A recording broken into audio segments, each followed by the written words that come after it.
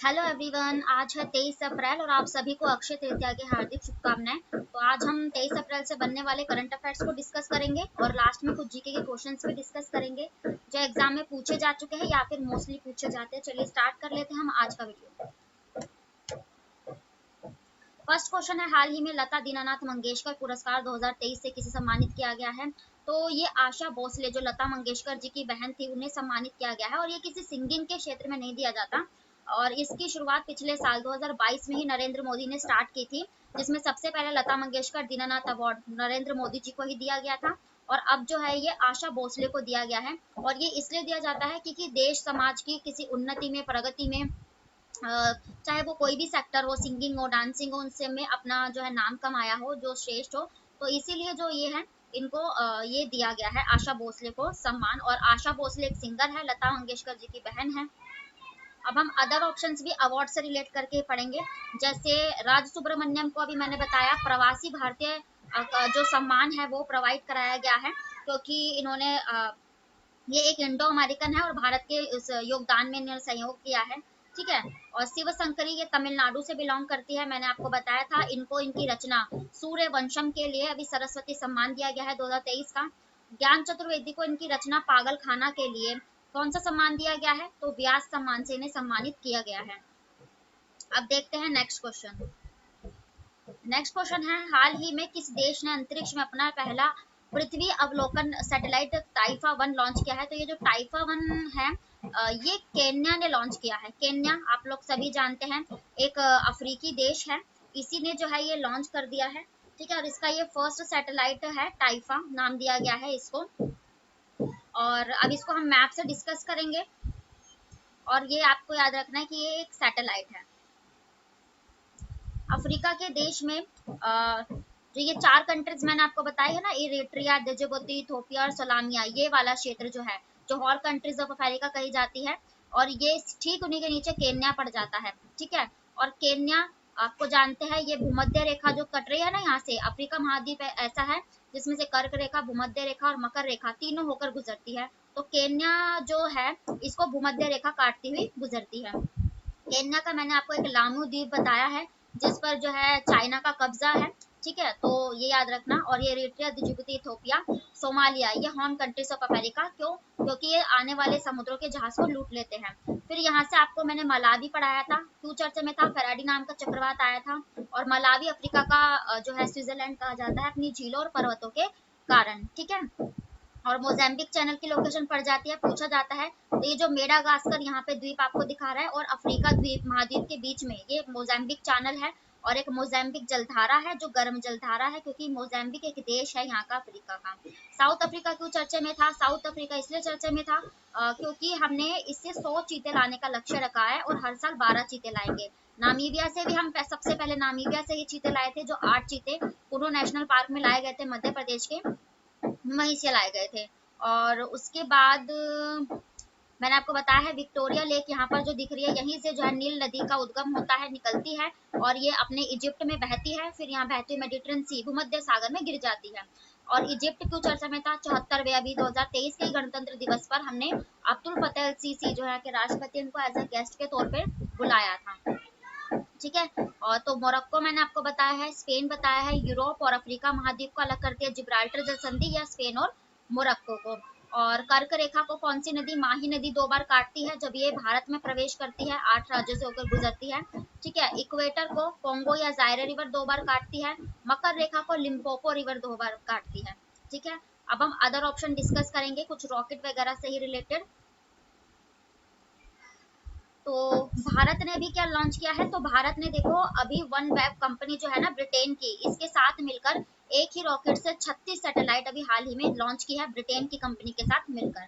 Israel के लिए मैंने आपको बताया था अभी हाल ही में इसने ओफेक 13 सैटेलाइट लॉन्च की है और एक जासूसी उपग्रह होगा। ठीक है। इसराइल का, इसराइल की राजधानी हो जाएगी यरूशलेम और बेंजामिन नेतन्याहू यहाँ के अभी प्रधानमंत्री हैं। अमेरिका क्यों चर्चे में था? इसने अपना आर्टेमिस 2 मिशन अभी लॉन्च किया है चंद्रमा पर अनुकूल स्थितियों का पता लगाने के लिए। अमेरिका की राजधानी वाशिंगटन डीसी, जो बाइडेन यहाँ के राष्ट्रपति हैं। नेक्स्ट क्वेश्चन है, सतीश धवन अंतरिक्ष केंद्र से इसरो द्वारा किस देश के टेलियोस 2 उपग्रह को लॉन्च किया गया है? तो इसका राइट आंसर हो जाएगा सिंगापुर, सॉरी श्रीलंका, नहीं सॉरी सॉरी, सिंगापुर ही है, ठीक है। तो सिंगापुर की ये जो सैटेलाइट है इसरो ने अब जो है अपने अंतरिक्ष केंद्र से लॉन्च की है, और इसरो हमारी भारतीय के अंतर जो है India space and research organisation भारतीय भारतीय अंतरिक्ष अनुसंधान केंद्र है। स्थापना कब हुई थी? 15 अगस्त, और यानी कि स्वतंत्रता दिवस के अवसर पर 1969 में बेंगलोर के कर्नाटका के बेंगलोर में इसका हेडक्वार्टर है, ठीक है। और ये जो है इसने ये लॉन्च कर दिया है। अब ये टेल ईओस क्या है? तो ईओस की फुल फॉर्म क्या होती है कि अर्थ ऑब्जर्वेशन और सैटेलाइट, ठीक है, यानी कि पृथ्वी पर ऑब्जर्व करने के लिए सिंगापुर की जो है ये लॉन्च की गई है। सिंगापुर की राजधानी सिंगापुर सिटी है। सिंगापुर को मैप से डिस्कस करेंगे ताकि लोकेशन पता चल जाए और कुछ जीके कवर हो जाए।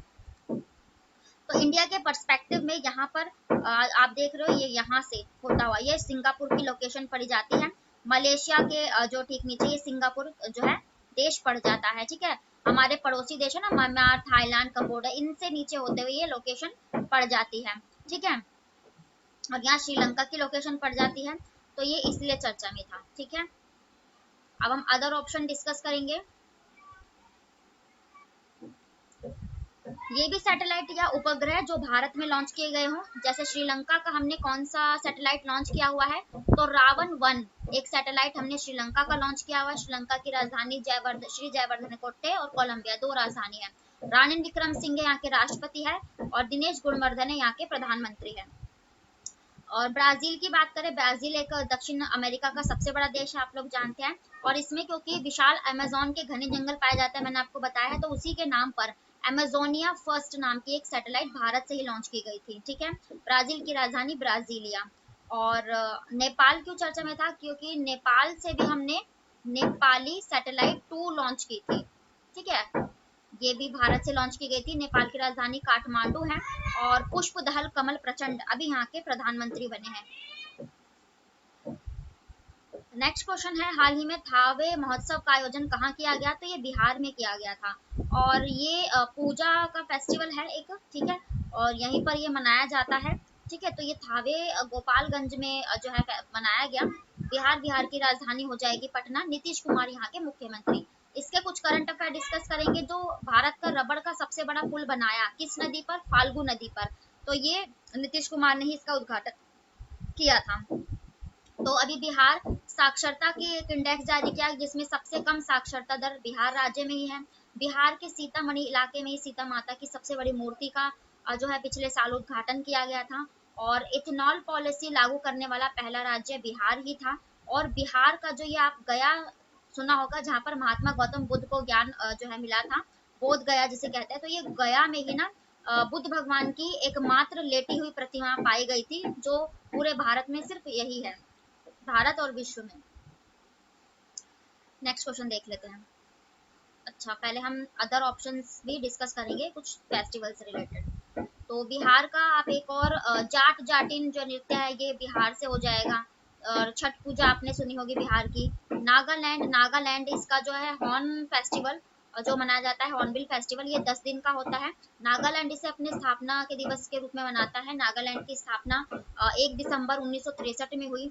असम का जो अभी एक फेस्टिवल था रंगोली बिहू, ठीक है, ये फेस्टिवल मनाया गया था। और अभी असम के बिहू फेस्टिवल को जो है गिनीज वर्ल्ड रिकॉर्ड में शामिल है। मैंने जस्ट 1-2 दिन पहले कराया। असम की राजधानी दिसपुर, और हेमंत बिस्वा शर्मा यहाँ के मुख्यमंत्री है। और नागालैंड की राजधानी कोहिमा। ओडिशा है ये, ठीक है, ओडिशा ने भी अपना स्थापना दिवस मनाया है। कब मनाया है? 1 अप्रैल को। 1 अप्रैल 1936 में ओडिशा की स्थापना हुई थी, उसी से बनाता है ये अपना डे। और किस उत्सव पे? रजो पर्व के उत्सव के रूप में मनाता है।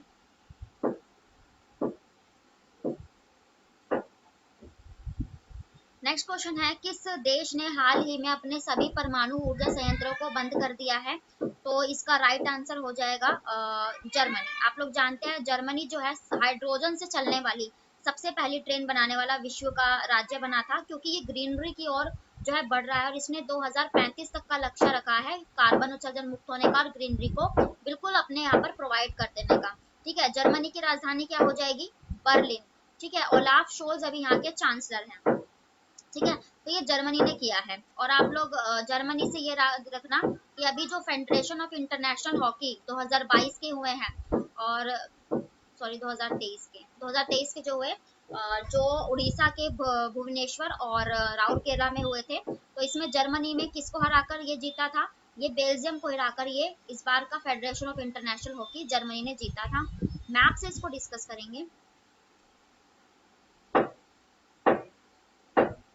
तो यूरोपीय एक देश है जर्मनी, यहाँ पर इसकी लोकेशन पड़ जाती है, जिसकी राजधानी बर्लिन, और करेंसी इसको यूरो हो जाएगी। ठीक है, तो ये यहाँ पर जर्मनी की लोकेशन पड़ जाती है। पोलैंड क्यों चर्चा में था? इससे सीमा साझा करता हुआ, क्योंकि पोलैंड ने अपने सबसे सर्वोच्च सम्मान व्हाइट ईगल से किसे सम्मानित किया है? अभी यूक्रेन के ही राष्ट्रपति को किया है। और पोलैंड पहला नाटो देश बना जिसने यूक्रेन को जो है रूस से जो लड़ाई करने के लिए रॉकेट वगैरह जो है प्रोवाइड कराए हैं। फिर यहाँ ऑस्ट्रिया में आपको कराती हूँ हमेशा OPEC, oil and petroleum export countries का हेडक्वार्टर यही है। ठीक है। और अभी तुर्की और सीरिया ये कुछ चर्चा में थे, क्योंकि यहाँ पर विशालतम जो है भूकंप आए हैं। और सीरिया सबसे ज्यादा नार्को स्टेट बना था, मैंने अभी आपको कराया था। ठीक है। और यही कुछ थे, और बाकी तो सब चर्चा में होते ही रहते हैं। ये कुछ मैंने आपको लोकेशन दिखाया, अब देख लेते हैं हम नेक्स्ट क्वेश्चन। तो ये थे आज के आपके डेली के करंट अफेयर्स, और हम डिस्कस करेंगे इंपॉर्टेंट जीके के क्वेश्चंस को। ये ऑल कॉम्पिटिटिव एग्जाम्स के लिए होंगे, जितने भी आप वनडे एग्जाम देते हो, एसएससी, रेलवे, बैंकिंग, एनटीपीसी, उन सभी के लिए इंपॉर्टेंट है। तो फर्स्ट क्वेश्चन देख लेते हैं। उत्तर प्रदेश का सबसे पश्चिमी जिला कौन सा है? तो सबसे पश्चिमी जिला यानी कि इधर साइड का, तो ये सहारनपुर हो जाएगा। ठीक है। नेक्स्ट क्वेश्चन है, गेमू ग्लेशियर किस राज्य में स्थित है? ये जो गेमू है, आपको नाम से पता चला, ये सिक्किम में है। ठीक है, सिक्किम की राजधानी है गंगटोक, तो यहाँ पर ये ग्लेशियर, और आप देख लेते हैं। नेक्स्ट क्वेश्चन है, शिवाजी सागर झील कहाँ स्थित है? तो ये महाराष्ट्र में स्थित है। ठीक है। और ओडिशा में चिल्का झील, जो भारत की सबसे लैगून झील है। हिमाचल प्रदेश में एक रेणुका झील है, मैंने आपको कराई है, जिसे भारत के विश्व विरासत स्थल जो होते हैं ना, और रामसर भूमि वेटलैंड में ये शामिल है।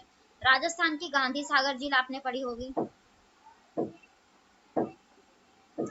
नेक्स्ट क्वेश्चन है, बोगई नदी किस राज्य में स्थित है?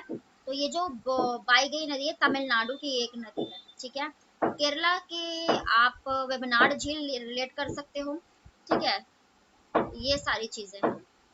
कर्नाटका में वराही और शरावती नदी है, जिन पर बांध है, कुचिकल और जोग है ना।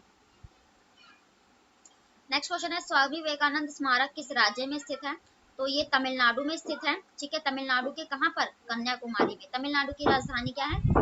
चेन्नई। नेक्स्ट क्वेश्चन है, बालकश झील कहाँ स्थित है?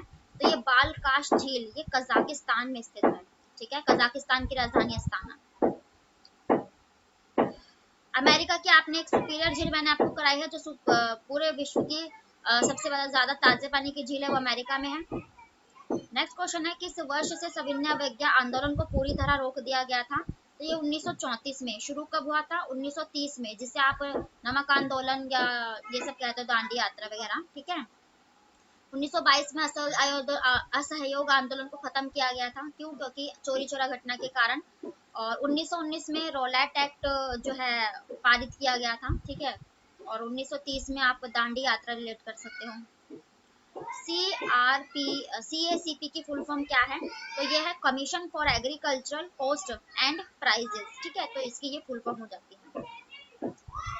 नेक्स्ट क्वेश्चन है, विभिन्न प्रकार के कोयले में कार्बन का प्रतिशत सबसे अधिक होता है, मतलब किस कोयले की प्रजाति में जो होता है? तो ये बिट्यूमिनस एंथ्रासाइट जो कोयला होता है, इसमें सबसे ज्यादा ये पाया जाता है कार्बन का प्रतिशत।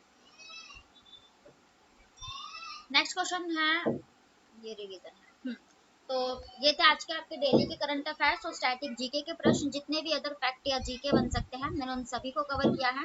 तो वीडियो पसंद आए तो प्लीज लाइक करें, चैनल को सब्सक्राइब करें, ताकि नोटिफिकेशन आप तक पहुंच सके। Thank you very much. फिर मिलते हैं नेक्स्ट वीडियो के साथ, तब तक के लिए बाय, राधे राधे।